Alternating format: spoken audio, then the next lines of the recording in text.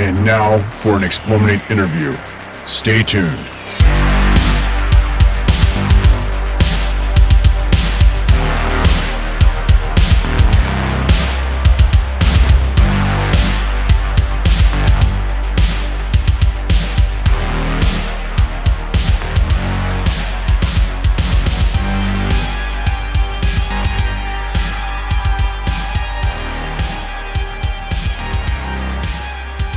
Welcome to an eXplorminate interview podcast. I am your host, Rob. And joining me today is my co-host, Ben. Welcome, Ben. Thanks, Rob. How are you doing? I'm hanging in there, buddy. How are you? I'm good. Bit busy at the moment, but yeah, just ticking along as usual. I totally understand that. And we have a special guest today. Today we're joined by Glen Pawley, the lead developer of Star Dynasties. Welcome to the show, Glen. Hey, thanks for having me on the show. Glad to have you back, actually. We had you a while ago, way back when, before you even had the Iceberg Interactive deal. So congratulations on the publisher deal, sir. Thank you very much. That was a year and a half ago, I think. Wow, yeah, that's a long time. So a lot has happened since then. And you've been hard at work. So now Star Dynasties is in early access. And I had a few questions to ask of you about early access and kind of where you see things going. Since it's been released now here in early access, and you've probably seen some player feedback, I was wondering if that's already started to impact the game's design in any way. And if so, did you have any future plans for how you're going to implement that feedback? Sure, because you're right. With going into early access has absolutely kind of given me such an absolute bucket of feedback that it has already started to affect me. But first of all, just so I kind of introduce the game for people who might not yet be familiar with it. So Star Dynasties is a sci-fi narrative strategy game. It's set in this regressive future after the destruction of Earth. And it's a character-driven game. And the galaxy and the characters are all procedurally generated. So the actions you take and the choices you make, they're going to create your own personal story of the human drama and the feudal politics in the game. And that actually ties in really well with the feedback that I've gotten, because it's absolutely gelled with players that focus on the character drama and the character politics. And it was always something where I was a little bit cautious about certain design decisions that I've taken in the past. For example, the game has a relatively light empire management layer.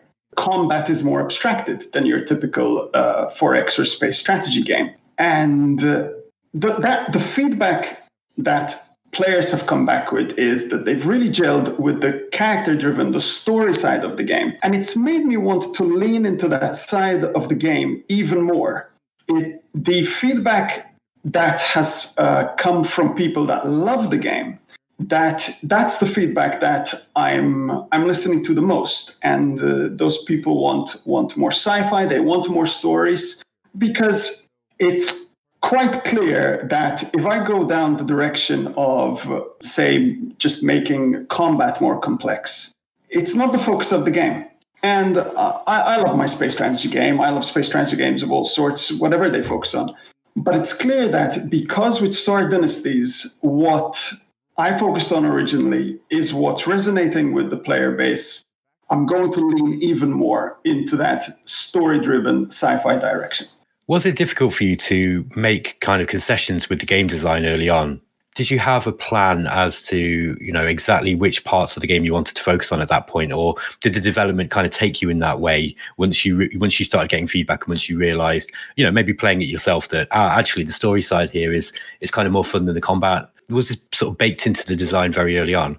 I think when I started out originally, my initial idea was I want to do a 4X kind of game that has characters in it in a way that other 4Xs don't have, because characters have motivations that 4X games don't have. When you're playing a civilization, you're kind of this impersonal god or spirit of a civilization. And so your agenda and motivations are not very human. You're never going to be distracted because you're a king who chases a woman rather than focuses on the conquering and the economy of the game. So that's what I initially set out to do. And most of it kind of flowed from there, because on that tapestry, there's so many things you could paint. There's so many directions you want to go. And I started with a philosophy of, let me have the simplest possible abstraction in each area, the simplest possible combat, the simplest possible economy, the simplest possible character system. And then once I had that first very simple layer, then I started deepening each area. And obviously what happened was the areas that I was enjoying the most, the areas that I found were the most rewarding, were naturally the areas that got more and more detail. So the character side and the interpersonal politics, they were the ones that triggered that feedback loop most consistently, and they've ended up being the focus of the game. Right. And I think I'd agree with that design decision because I think early on when you actually sent me like an early version of it, a year and a half ago, actually, I was playing with it, and some of the stories that unfolded as a result of the decisions I was making, they were entertaining. And I remember kind of laughing out loud at some of the way things that were going down, because I remember that in that particular game, my mother had fallen in love with me, and, you know, like other people were mad at me because my mother was in love with me and not them. And, you know, it was, you know, a little over the top for sure, but it was fun. And I would agree that the character focus is great. But now I want to shift focus for a second, because I'm curious to know, what was the basis for the decision to go into early access as opposed to going straight into release? I think it flowed naturally out of the feedback that we had in the beta test in late December. The feedback from that was very good, but it made us step back and say, is the game finished? And honestly, we looked at it and we said, no, we need to add more. So, but at the same time, that process of being in a beta test, it happened both with the original beta test, I think back in April last year, and it happened again in December. It's incredibly stimulating, and the feedback we got from the players was golden, and every time it adjusted the course of the game and helped us kind of hone in on what made the game more fun. So rather than just delay the game, it was the logical conclusion to go into early access to continue getting that ongoing feedback from our player base as we went through the final phase of building the game. Glenn, I'm interested to know, how many people have you got working on the project at the moment? So I'm the sole developer, and I have a few contractors that help me out. There's a writer, and there are 2 part-time artists, and the music as well. That's been contracted out as well. Well, that actually leads into my next question, because I remember during the betas and during some of the earlier builds that we were talking about before, that the user interface was probably some of the biggest feedback that you got, that maybe the user interface wasn't as player-friendly as it could be. What were your goals when you decided to kind of revamp that? As you're saying, we got a lot of feedback around the original prototype that you saw, where the UI wasn't good enough. And I think you were very vocal at the time. And obviously what I was seeing was these people like the game, but they're really struggling to get to grips with it. And UI isn't my first expertise. My focus has always been on the mechanics and the simulation side of the game. So I reached out to Martin Nerokar, who has helped me design a UI that's a lot more user-friendly. And we changed some of the paradigm of the UI so that it's like a more standard inspector model. And that has also helped with people using the game because it's a more familiar system. The old UI had some new notions, which I had experimented with. Appealed to some, but everyone who was coming into the game was having to kind of wrap their head around not just the game mechanics that were different, but also the UI concepts that were different. And it was just too much. So going to a more standard UI, going to a more slick UI has really helped with the player onboarding process. Yes, one of the big criticisms we often see for games, and it often comes from Rob as well, I've got to say, when we're talking about these games, is that user interface, because I think that actually designing a user interface is really not easy. I mean, I think that we've been treated over the years with some mainstream games that have got very good user interfaces, and a lot of some indie games kind of go off in their own direction, and some sort of try to copy some of the more standard templates. And I don't think people out there often, when they're kind of critiquing this sort of thing, realize actually quite how hard it is to get a user interface that pleases everybody, because a user interface that pleases one gamer might just really turn off another. And it's some people like drop down menus, some people absolutely hate menu diving, some people like tooltips, other people don't. And it's just, it's a bit of a minefield, really. I think the two biggest issues that I've had with the UI that I was struggling with is, one, the game has, I guess, a unique need where you frequently need to compare two objects together to see, you want to see whether a character likes another character and why. And frequently what you care about is what they think of you. But if you want to see what a character thinks of another character, you need to select two objects rather than the standard model where you select one object and see its details. So that was one of the early challenges. But also, you mentioned indie games and the UI challenges they have. I guess the other challenge is UIs are also quite costly to build. And if you're building a complex game, a game that's UI heavy, it can, a lot of your development time can be consumed not building the game itself, if that makes sense, but the user interface to use the game. So there's this balancing act you need to do where, you could have the most amazing UI in the game, every tooltip in the right place, everything always the slickest possible system. But if the game isn't fun, that's not going to do it. You're going to have to find a balance in everything. Absolutely right, yeah. Yeah, I'd agree too. And well said, Glenn. And a question I have for you too is about the feedback you're receiving. Of course, the people that are really leaning into the character-driven portion of the game are really enjoying it. But for those two that maybe have had some constructive criticism, what do you think is the most common criticism or common feedback you're receiving right now? Having basically lived on the Steam forums and Discord channel for the first 2-3 weeks of it since release, my focus was kind of make a list of the pain points that people are finding, the issues that have come up again and again, and some of them are quite small, but that's been my priority so far. I think some of the relatively larger ones that I need to take care of are, the game is about generating a story. And it generates the story because as the characters in the game are pursuing their own agenda, events trigger. And the game has the challenge of showing you the slice of events that would interest you. So let's say a baron rebels. Now, you're not going to be interested in every baron that rebels because it's a whole galaxy of scheming barons out there. And if you get told that a baron rebelled when that was several empires over, you don't care about that as the player. So one of the biggest challenges has been, how does the game filter down that set of events that happen to the set that you care about? And right now, the balance is probably you get to see a little too much. So one of the threads of feedback we've had is, sometimes the game shows me just a little too much of what's going on.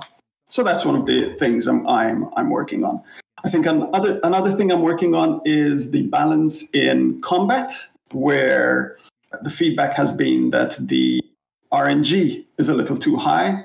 And similarly, I think, drilling into the detail, there's been things like the rebellion model, the way the population rebels is too RNG driven. So I'm changing the mechanics so that they are more predictable and you can see what's happening. So that's just like a quick grab bag of some of the pain points that have been raised.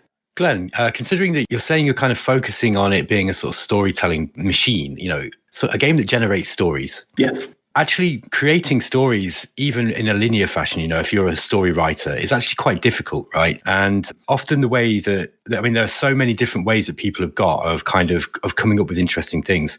What sort of story mechanics are you using in order to generate these stories? Do you have like scripted events that kick off a series of things with some RNG involved? Is that how it's working? So there's basically two layers. The first layer is where the characters in the game are directly following an agenda.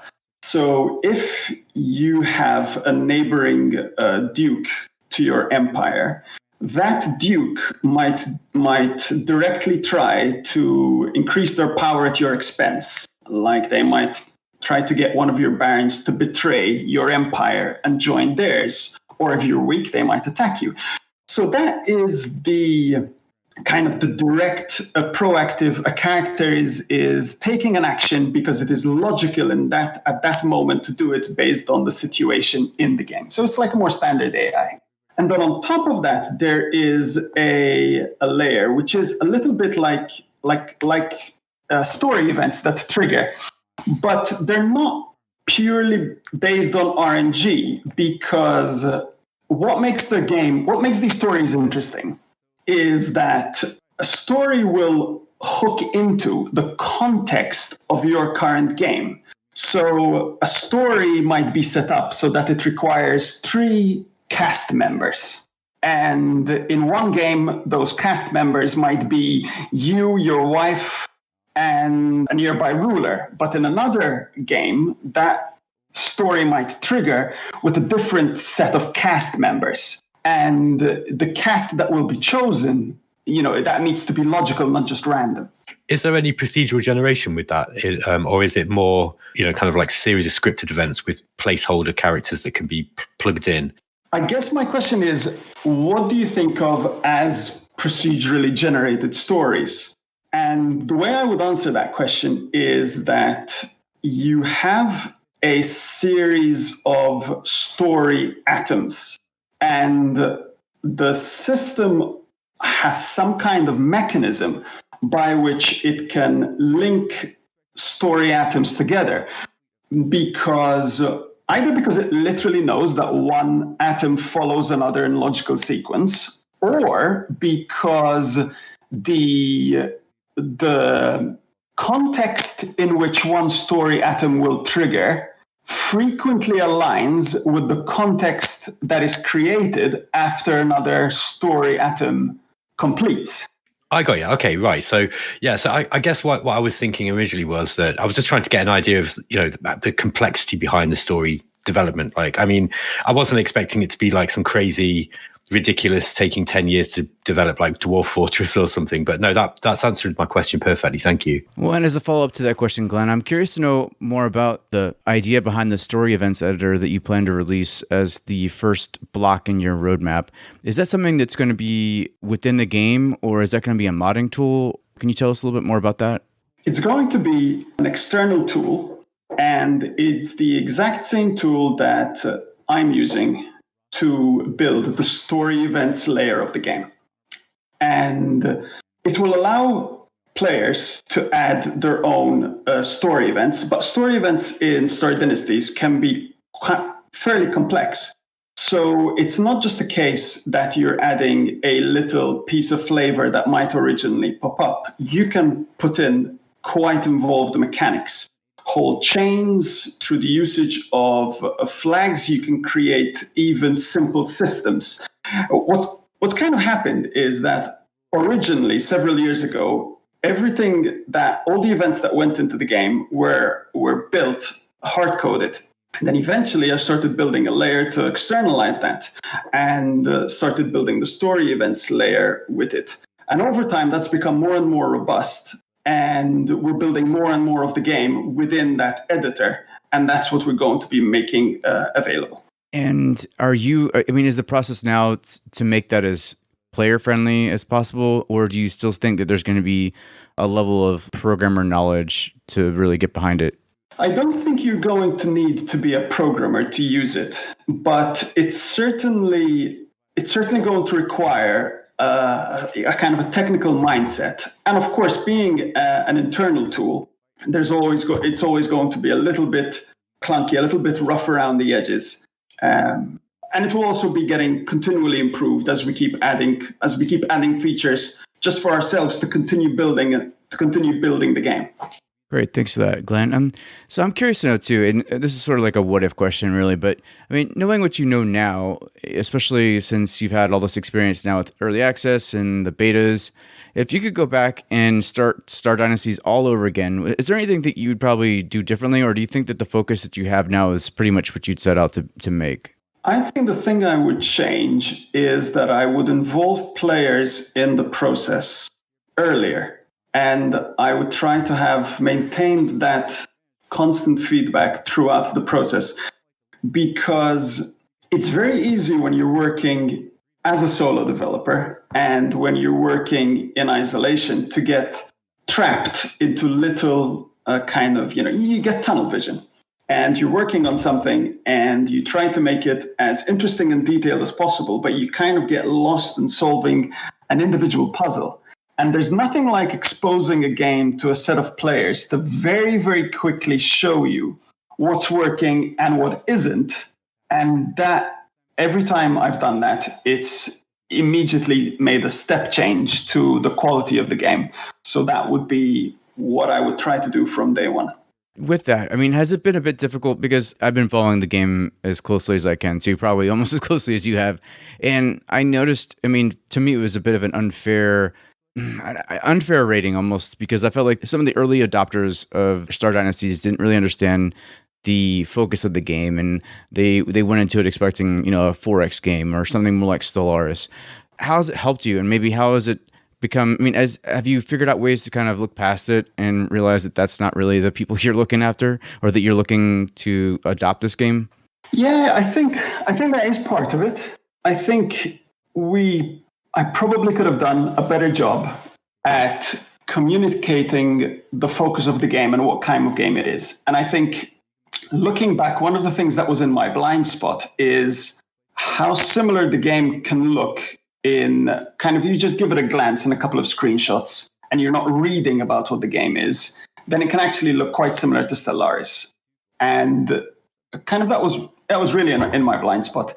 But so clearly some players have looked at Star Dynasties, and that's the game they're expecting. And so, yeah, it was a little bit disappointing to get that feedback at the beginning. But my reaction to that is I want to be making it very clear going forward. Star Dynasty's focus is on the character drama, on the sci-fi. There's still a lightweight empire management layer underneath it, but it's there to support interesting and fascinating narratives that happen between you, your family, the dukes and barons in your world, all engaged in this power struggle. It's quite interesting because we were actually interviewing Eric Rutins from Matrix when we were talking about Distant Worlds recently. And he was saying that one of the big challenges they've got with that particular game is managing players' expectations of what is, kind of reasonable compared to what's come before in that release. I expect that managing expectations is also going to be a consideration for you, but in a different way, because I guess you're not building on a game that you've already released. You're kind of trying to manage people's expectations about what your game is compared to other things that it kind of looks a little bit like. Because I mean, when I first looked at it, I admit I was like, oh, it looks a bit like Stellaris, and it's if you only glance at it and you don't do any research, then that's a reasonable thing to think. I mean, there's a few other games that are kind of are on our peripheral vision right now that are looking kind of similar. But I mean, there's Alliance of the Sacred Sons, but that is a very different game from what I can tell. I mean, which is great because it means there's room in the world for all of them, right? And Stellaris is completely different from that. That is like nothing else I've ever played as well. So would you say that managing expectations has been a thing? Absolutely. I think it's also been a real learning experience there's this classic game design best practice, which it's one thing to know it, but it's another thing to actually learn it, intuitively, which is every genre, every style of game has its own conventions, and a player comes in with those expectations in mind. So if you look like a strategy game, obviously players are going to come into it expecting a strategy game. And now in our case, what that means is if the game looks like a Space 4X or like a space strategy game, if it looks like Stellaris, people are going to come in thinking it's Stellaris. Now, if you're making a game that's focused on space empires, then whether the game plays like a 4X or plays less like that and is more focused on the characters, unfortunately, it kind of has to, there's only so many ways that you can do a star map. There's only so many ways you can show that kind of representation of a world. So it's an unfortunate challenge that if you're going off the more well-beaten path. You're going to have to try to make sure that the player understands what game they're getting into before they actually make the purchase. That actually kind of plays into one of my questions too. I was curious to know about some of the player feedback that may have surprised you the most. I mean, aside from the fact that maybe you had a blind spot for the idea that Stellaris and Star Dynasties had a very passing similarity in visual looks, is there anything else that kind of surprised you with regards to the feedback you've been given? I think most of the surprises have been in the detail. When you're trying to model a world and your focus is on the things that can happen that are personal, it turns out that there is a very large amount of things that can happen. And I mean, a lot of players, they come into the game and they go, oh, it doesn't have that, it doesn't have the set of actions that I think would make a lot of sense. And most of the time for them, that's a big glaring gap because they're not seeing that every player has their own set of actions that they'd like to add to the game to create this kind of superset of a real of complexity. But from the game designer perspective, it's actually fascinating how many ideas people have come up with and how it would solve design problems that I've been wrestling with working in isolation for a long time. For example, one of the balance issues that the game has at the moment is that sometimes your barons will raid each other. And as the player right now, you don't have a lot of tools to stop them doing that. It can be quite annoying if you're trying to get engaged in a war, while at the same time you've got a couple of barons in your empire that are more interested in fighting each other and obviously damaging your collective military might in the process. And, a player has suggested, well, what if we could put in a system where you kind of can broker some kind of deal with them, and then if they break the deal, then there's more repercussions and that. And that was actually a great suggestion. It fits into the feudal theme of the game. It leans into the character drama and the politics. And so that's where the surprises have come. It's the richness of there's such a grab bag of possibilities that players are always coming in with things that I didn't expect and that, if I have the time to add, are going to make the game even richer. Yeah, this isn't really a question, it's more a comment, but I think it's very encouraging, if you've got a game that has enough depth and complexity while still being fun, that, players are able to suggest things that are happening, novel situations almost, or reactions to common situations that you're able to, implement those ideas. I think that's really cool. It's obviously clear that the game's got a fair amount of depth. I think from my perspective, this is almost why I set out to build this game, because I wanted to build a game that was complex enough that it would create situations through the possibility of procedural generation that would surprise me. And so I really enjoy it when a player will tell a story on the Discord or on Steam, and he'll tell a story that happened in the game, and it's something I've never come across before. And that also, of course, comes with the fact that sometimes it'll be, well, this set of things happened to me, and then what could I do? So that's also then the problem that sometimes that they will add to the mix. That was precisely the kind of challenge that I wanted to have for myself as the game designer. That's the fun for me in the game. I expect that's quite a common thing as well, because I remember reading an interview with the guys who developed the original game Rogue, the precursor for the whole roguelike genre.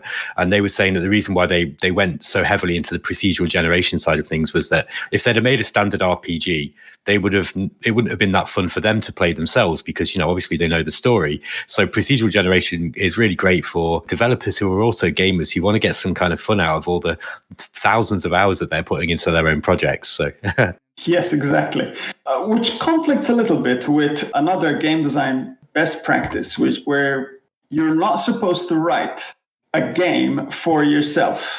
And I've always struggled a little bit with that, because especially if you're an indie developer, I don't quite understand how you could devote multiple years of your life building something that you aren't also so engaged in, that isn't also fun for you to build. It's just something that you're building because it's fun for the players. That was one of the things that Sid Meier was discussing, wasn't it? He was saying that the developer should make a game that's primarily fun for the players, not for the developer himself. Exactly.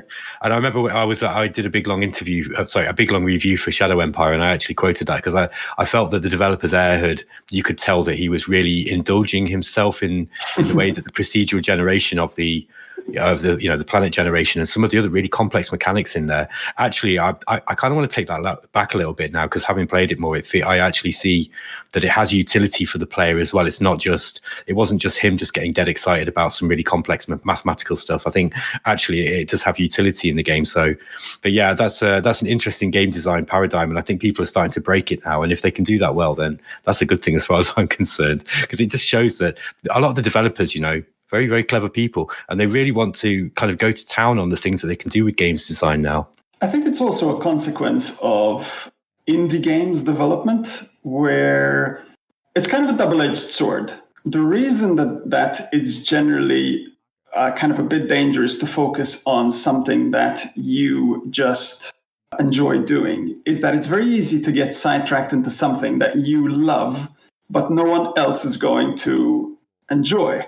So it could also be a kind of a survivor bias thing here, which is the indie game developers that are building games that they enjoy, and therefore they're likelier to finish their projects, and who also happen to have worked on a game that people enjoy, are the ones that are succeeding and therefore are more visible. And so it looks like a good strategy now, just from seeing the successful games. Yeah, well put, Glenn. And a question I had, going back to a comment you made about how, you'd heard a player tell a story that you'd never even seen in the game. I'm curious to know, how difficult is it for you to balance the generation of a story and also keep it fair? I mean, like, for the most part, sometimes in any of these games, Crusader Kings, in Star Dynasties and stuff like that, some of these stories can kind of move in a way that robs the player of feeling like it has control of the situation. How do you balance the control that a player has with the unfolding of a story that's actually entertaining? Okay, that's a really good point. Actually, that's 2 points, and because one is, how do you balance the game, and the other is, what is the kind of, where's the perfect balance between how much control you give to the player versus a story that's happening to them. And I think life is, sometimes it happens to you, and sometimes that's where it's most interesting. If, for example, your character falls in love with another character, and suddenly, and the game models that as a kind, right now it models it as a penalty if you don't pursue that love. Maybe instead of a penalty, it could be a reward if you do pursue it. But the game rewards you for pursuing a love that where you've just fallen in love and you had no control about that. And if you're a player and you want absolute control over your game, that might rub you the wrong way. But it's also a richer and more realistic story. So it depends what you're looking for. It depends what you appreciate. And that's actually the guiding principle I've used whenever a balance issue has come up in the game, which is, what would be realistic? Like right now, one of the balancing issues that I'm facing is that a few players have worked out that having a character that is very well liked and also good at diplomacy is a superpower. That a character that is both has both positive traits, like they're honorable, charismatic, and friendly, and they're also genius at diplomacy, they can absolutely convince anyone of anything in the game. And I'm sitting here and I'm thinking, that's actually partly true. If you had a king who was honorable, charismatic, friendly, and who made everyone their friend, and who was also good at the tactical, diplomatic side, he would be incredibly powerful. He'd be beloved. He'd have people offering fealty left, right, and center. So how do I balance that? Because I don't want to take away that realism. I don't want to take away the fact that is, in many ways, how that piece of history, that piece of story should play out. And so I'm looking at all the balancing challenges like that. I'm not focused on how to make sure, for example, that every skill in the game is perfectly balanced with each other. It's not. I mean, I don't want a skill to be useless, and I don't want a skill to be so powerful that using it is the only thing that matters. But it's not the goal. The goal is how can you, while you're playing the game, experience this narrative of space kings and queens that is realistic, that's tangible, that's believable. Yeah, I think that the concept of balance in single player games is an interesting one because I think it's easy to get. I think the terminology really kind of gets muddied and confused with what people are talking about when they're talking about multiplayer games. And we actually I did a podcast with a couple of other YouTubers talking about this very issue, because I think that like balance in single player often is imbalance in single player is often what makes interesting and fun situations. The challenge there, I guess, and which people might be interpreting as balance, is making sure that they're not so devastating. I think this is what Rob was getting at as well. You know, I think sometimes you can have some of these issues that become so devastating to the game that you kind of go into a death spiral, and obviously they're not necessarily fun for the player, or it might take them in a direction where it drastically changes what they're doing in the game, kind of away from what they really want to be doing, you know, to the point where they feel like their agency has been removed in some sense. So I think that balance is a bit of a funny one with single player games, and it must be an interesting challenge, because, you know, this doesn't sound like so much of a competitive game in the sense that you're trying to map paint. Like, I mean, I know that Stellaris has got all these bells and whistles, but at the end of the day, it's a map painting game, right? Very much like Master of Orion. There's an element of that at least to it. And Star Dynasty sounds very much more like story generating, kind of more like Crusader Kings, I guess. And that must bring an interesting design approach when it comes to balance. I think you're right. There's kind of two competing goals, and that is that some players are going to, obviously the whole point of the game is that it's fun for its players. And my focus has always primarily been, it'll be fun if it's realistic and therefore generates a realistic storyline. But I also appreciate that there are some players that come into the game and, you know, every now and then you just want to play a certain way and it still works. And realism be damned.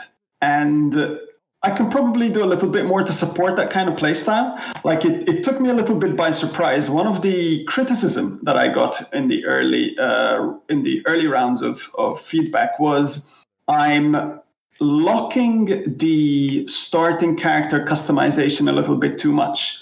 Like a lot of players just want to occasionally start the game and just take every positive trait in the game just to play an overpowered character just for the fun of it. And yeah, you're right. I wasn't supporting that.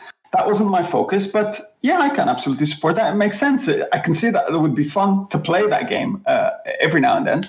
And as long as there's a way to do that while still keeping the game grounded so that the primary game experience, shall we say, the canonical experience is that more realistic game, which might have things like death spirals. You talked about the death spiral, and the game absolutely has a death spiral. If you commit a lot of crimes and people start to dislike you, it can very quickly spiral, because then a baron will betray you because they don't like you, because you're a nasty person. And because they've betrayed you, other barons go, look, he can't even keep his barons loyal. I probably better figure out what I'm going to do to make sure I don't get conquered by someone else. So I'll betray him as well. So there clearly is that death spiral, sometimes that death spiral when you're trying to maintain a realistic system. As long as that's the canonical experience, it's fine. If there's also ways where you can sometimes play it and it's like, yeah, that realism be damned, I just want to conquer the galaxy. Yeah, no, that sounds great. Sometimes you just want to beat it.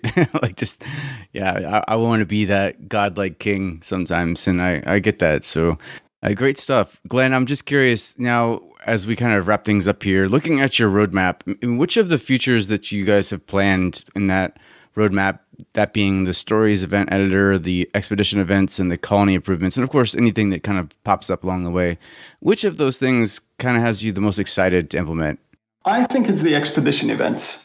And I think it's because it is a perfect way to make the game richer at what it does best, which is the story generation side. And it's about making the sci-fi side of the game richer. So the way these expedition events will work is, let me come at it from the thematic angle first.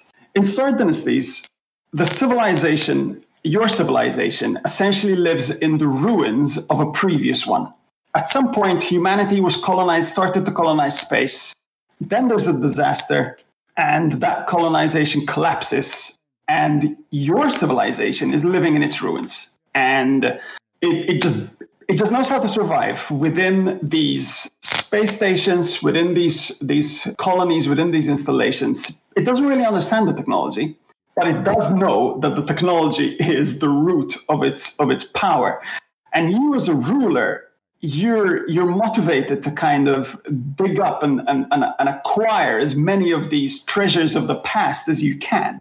And this is a perfect way for us to inject stories into the game that will kind of lean into the sci-fi while at the same time playing off whatever's happening in your game. So you might send an expedition to an old abandoned colony, and your team finds a half-functioning cloning chamber, and you might be tempted to use it and clone a family member, and that is going to have implications down the line with how that character's life plays out.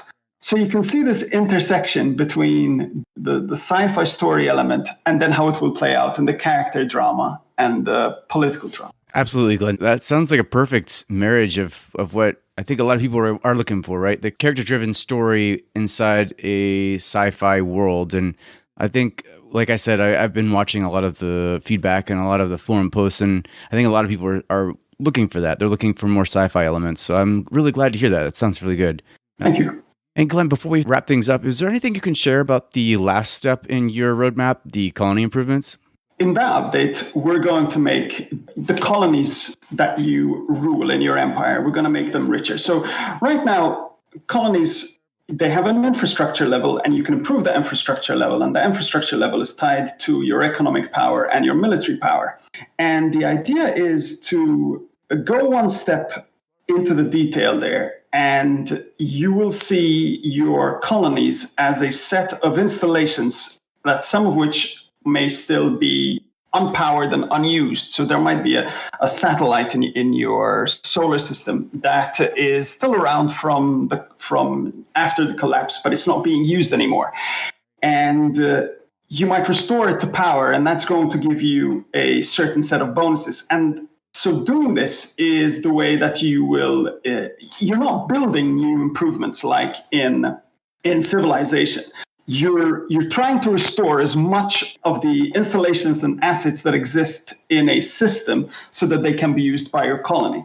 And the other aspect of it is that there's going to be, again, a character element to it, where restoring these colonies will give some measure of power to petty nobles within the colonies themselves that can then create weaknesses if, for example, there is a rebellion, or it can create other drama there. Yeah, I can imagine maybe like a hidden weapon that's finally unearthed, and now this baron that really didn't have any power before is a little bit more powerful than you'd like. Yes, exactly, because you're dependent on the barons to manage your colonies.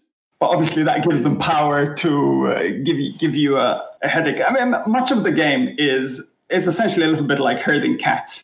Your rulers and your barons are mostly independent, and they don't always really obey, or they're not really interested in you becoming the emperor of the galaxy. They're interested in their own power and their own greed, and that's what creates a lot of the interesting conflict in the game.